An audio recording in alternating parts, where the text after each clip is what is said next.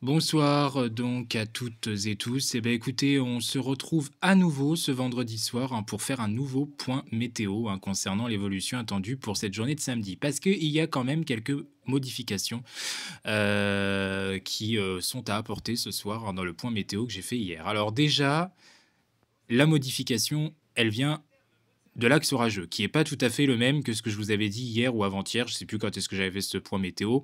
Avant-hier, je vous avais dit que possiblement les orages seraient surtout du Pays basque à la Lorraine.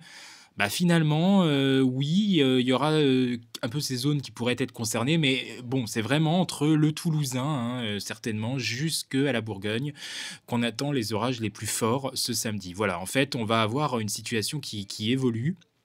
Donc on a une dépression, importante, sur, l'Islande, autour des 985 hectopascales et ce qui se passe, c'est qu'on a le Thalweg, c'est-à-dire le prolongement de la zone de basse pression qui influence de plus en plus la partie ouest et nord-ouest, de la France, Le Thalweg va rentrer, dans ces zones et à l'avant, ce qui se passe, et bah, oui, c'est que le flux s'oriente au secteur sud, sud-sud-ouest et oui, à l'avant du Thalweg. À l'arrière, c'est plutôt un flux, bon, quoi qu'il est pas vraiment orienté, non plus à l'ouest, ni au nord-ouest, il est orienté si sur l'océan un peu au nord-ouest, mais nous, en France, on est plutôt dans un flux de sud-ouest ce samedi et ça va faire toute la différence. Ça veut dire qu'avec l'arrivée du Talweg, il va faire quand même plus frais dans le nord-ouest, oui, effectivement, notamment près des régions voisines de la Manche, où on aura parfois des températures difficilement de 18 à 21 degrés, on va dire, voire 22.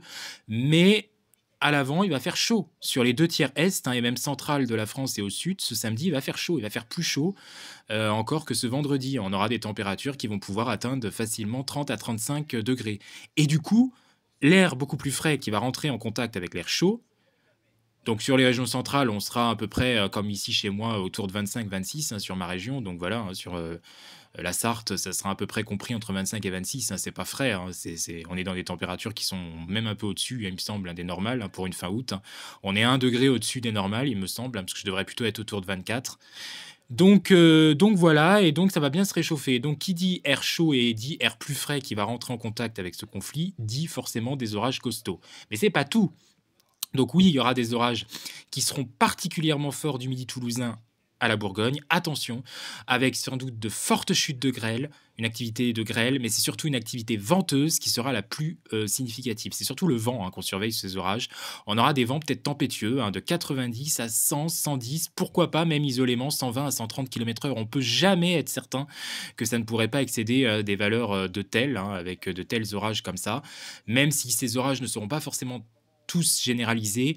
A priori, vraiment, l'axe quand même à surveiller sera du Midi toulousain de toute façon jusqu'à la Bourgogne. Et puis à l'arrière, dans le nord-ouest, avec l'arrivée du Talweg, on va avoir une ligne de grains qui va se mettre en place. On peut quasiment appeler ça une ligne de grains qui va se mettre en place. Donc le matin, elle sera sans doute sur l'intérieur de la Bretagne et une partie de la Normandie, la basse Normandie plus exactement.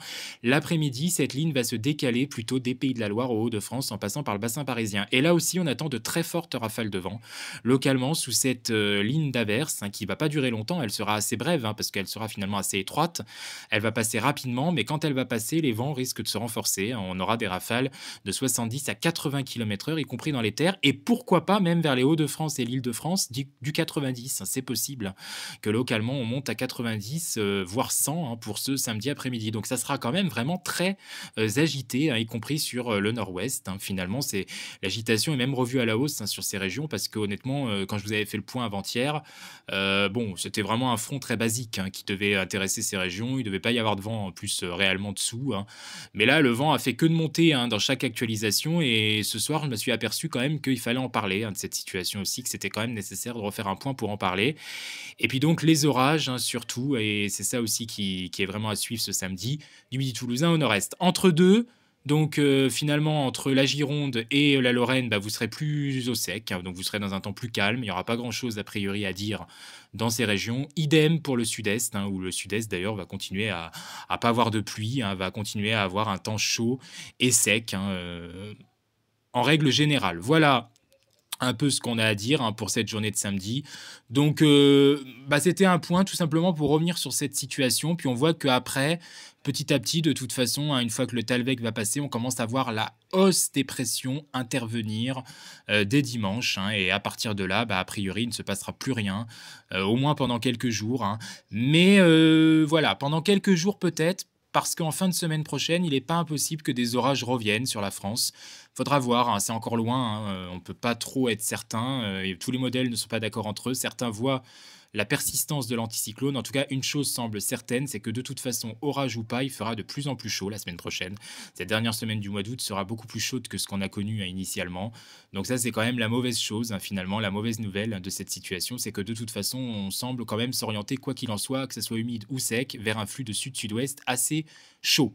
Voilà. Est-ce qu'on ira à reparler d'une vague de chaleur, voire d'une possible canicule tardive? C'est encore trop tôt pour le dire, mais en tout cas, tous les modèles sont unanimes, hein, il refera quand même plus chaud, a priori, hein, pour la semaine prochaine, à partir de lundi, hein, et surtout mardi plus exactement, parce que lundi, ce sera encore un peu transitif, il fera assez frais le matin, et dimanche, il fera d'ailleurs très frais en matinée, hein, on aura localement des températures à moins de 10 degrés, hein, dans certaines campagnes. Voilà, donc vous savez tout. Donc à retenir cette journée de samedi qui sera vraiment la plus intéressante, hein, pour le moment, au moins jusqu'à jeudi, voire vendredi prochain, hein. Après, on verra bien. Je vous ai dit, il y aura peut-être de nouveau des orages qui seront à surveiller, mais c'est encore trop loin pour véritablement être certain, de toute façon.